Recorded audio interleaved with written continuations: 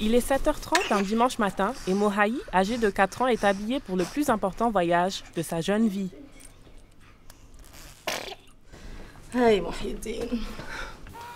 Il est un bébé actif et agréable, chouchouté par ses parents, Abou Arab et Im Arab, Kawazb. Mais petit Mohaï a deux sérieux défis auxquels il doit faire face. Il est né avec une malformation cardiaque qui limite l'oxygène dans son cœur.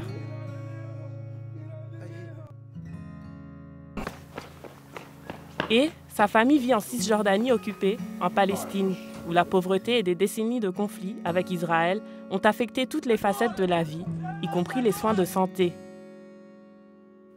Les hôpitaux là-bas manquent d'équipements et de spécialistes qualifiés pour traiter un patient comme Mohaï.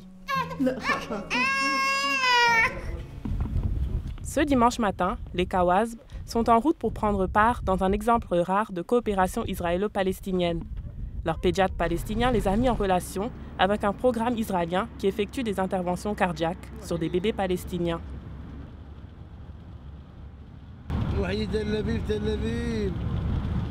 Le programme nommé Save a Child's Heart est basé tout près de Tel Aviv, à l'hôpital réputé Wolfson. Le groupe a aidé à obtenir la permission pour que la famille entre en Israël. Pourtant, à la station de sécurité devant l'entrée de l'hôpital, on demande à Abou Arab de sortir de la voiture. Après une dizaine de minutes, la famille est autorisée à y entrer. Abou Arab salue la réceptionniste en hébreu. We believe that we should do the best we can to help other people in need, especially children. Dr Lior Sasson, israélien, est le directeur de clinique et chirurgien en chef de Save a Child's Heart. No words or money can describe the satisfaction of let's say making a difference. And sometimes it's a difference between nations and people. En ce jour anxieux, les Kawazb sont optimistes à propos des médecins israéliens de leur fils.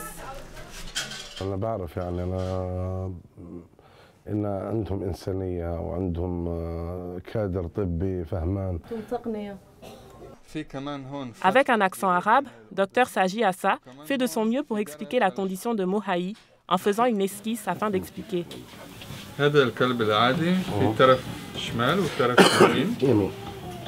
Comme la plupart du personnel Save a Child's Heart, Dr Assa est israélien. Mais le groupe a commencé à embaucher des médecins, infirmières et personnel de soutien palestinien.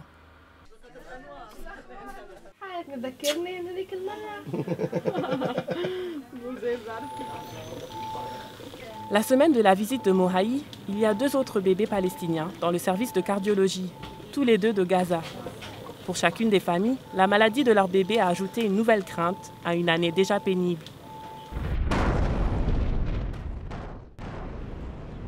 D'après les statistiques des Nations Unies, 2200 Palestiniens ont été tués dans la guerre en 2014. Plus de 500 d'entre eux étaient des enfants. Plus de 70 Israéliens ont été tués. Et environ un demi-million de Palestiniens ont perdu leur maison. Richard Wright est directeur de l'Office de secours et de travaux des Nations Unies pour les réfugiés de Palestine dans le Proche-Orient, qui, parmi d'autres services, dirige la clinique de santé pour les réfugiés palestiniens. This is a very challenging environment, but one which we're, doing our very best to provide for the best health cover. Les parents de Mohaï attendent impatiemment dans le couloir, au-dessus de la salle d'opération.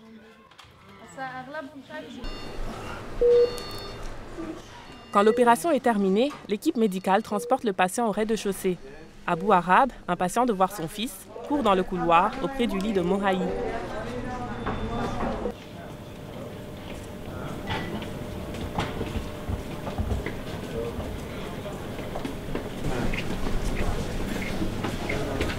Le cardiologue partage les résultats des tests de ce matin. La réparation est terminée, le cœur est fort.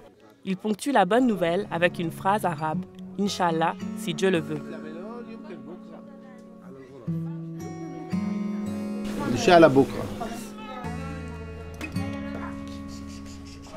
Un petit geste de respect peut-être, mais un rappel significatif que les bébés gravement malades ne sont pas ceux dont le cœur est réparé à l'hôpital Wolfson.